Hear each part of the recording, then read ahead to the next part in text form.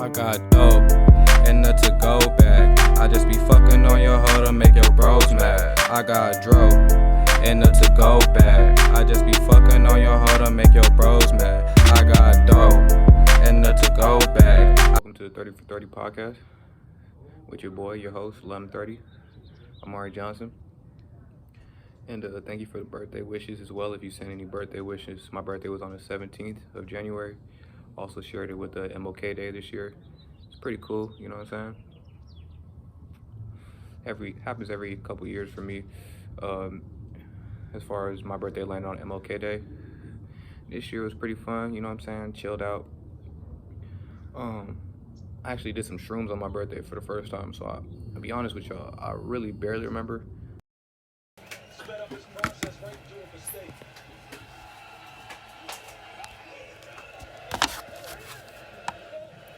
Also, I share my birthday with Muhammad Ali, who's like an idol of mine.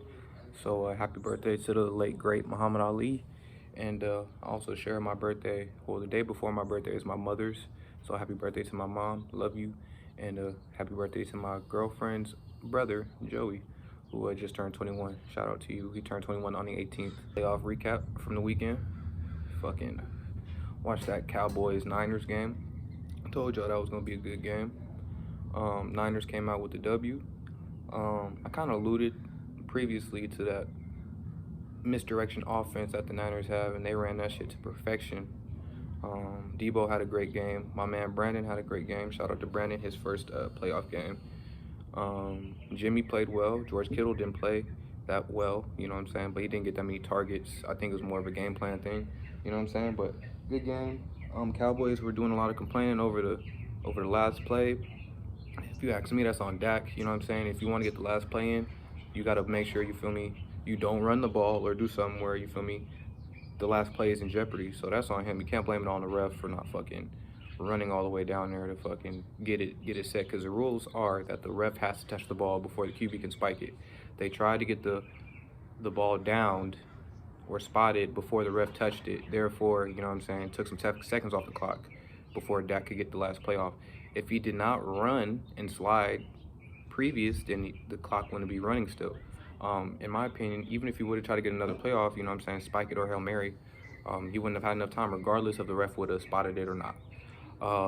And then the other games that I can remember, Chiefs-Steelers. Chiefs beat the shit out the Steelers, no surprise there. Bills-Patriots. Bills beat the shit out the Patriots, no surprise there.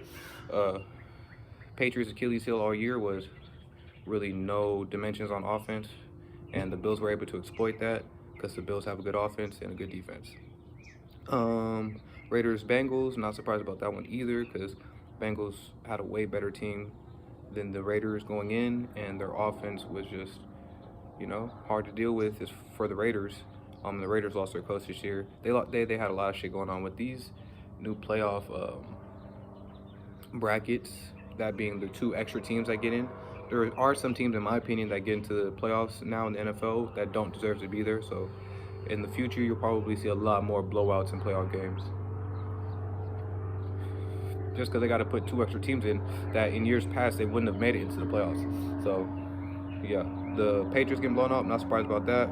Raiders getting blown up, not surprised about that. Eagles getting blown up, not surprised about that. Steelers getting blown up, not surprised about that.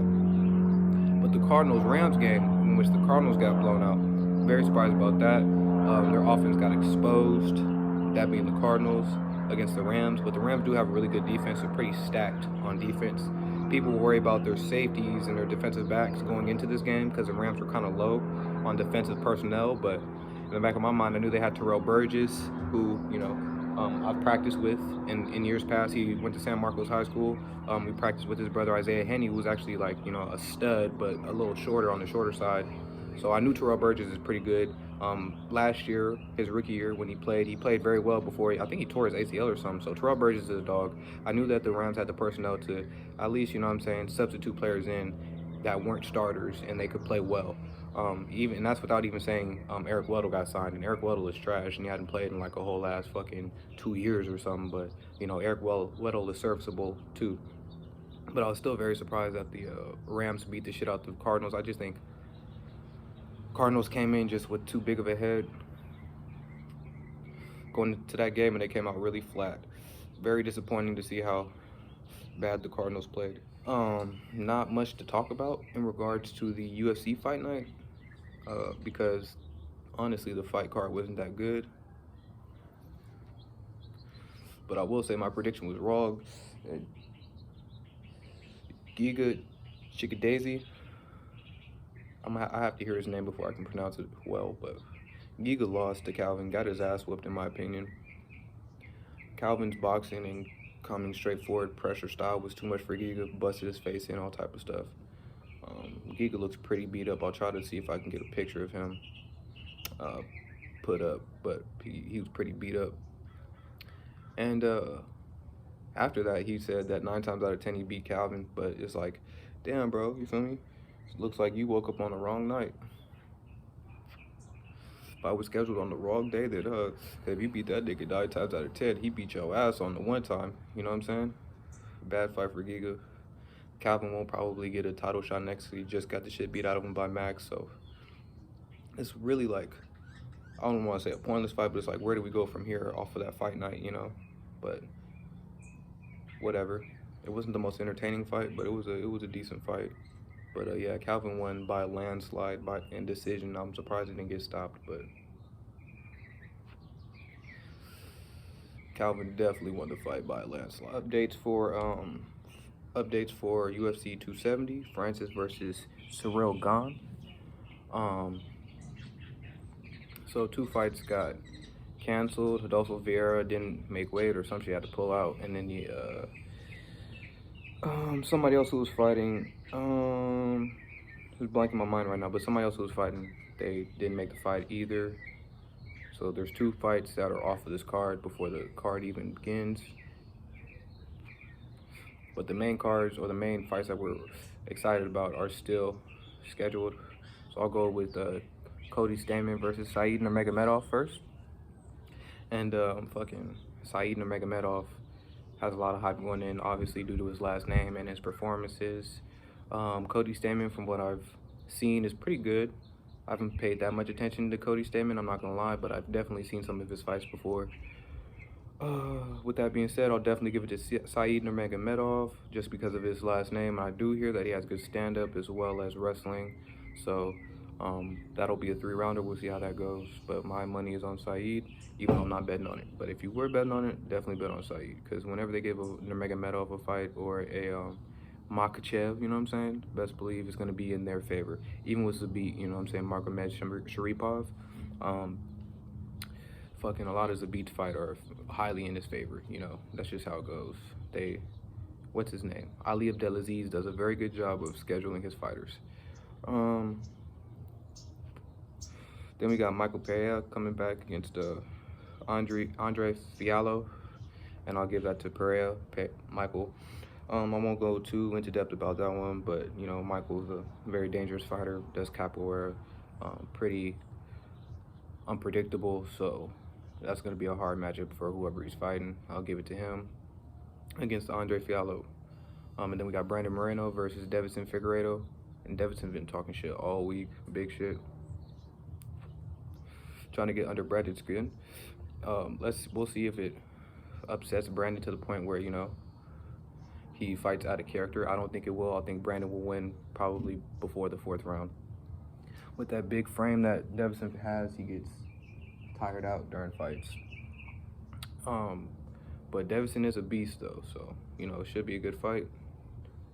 Number 3, you know, Brandon Moreno, Deiveson Figueiredo, fight 3, part 3, and they're 1-1 right now. That being a 0-1-1 actually. Fucking Deiveson has no wins and 1 tie, and you know, Brandon Moreno has 1 win. But yeah, I'll definitely give it to Brandon Moreno. I look forward to seeing him fight Pantoja after this, either Pantoja or Kai Kara-France, who has already fought and beat Brandon Moreno. Brandon Moreno has already beat Kai Kara-France, but Alex Pantoja has beat Brandon Moreno twice. So I look forward to seeing who the winner of this fight faces after. Obviously, if Brandon Moreno loses, Deiveson Figueiredo and Brandon Moreno will run it back probably for the 4th time. And then the last fight, the best fight, Francis Ngannou versus Ciryl Gane. Been getting hyped up all week, and a lot of animosity has been building.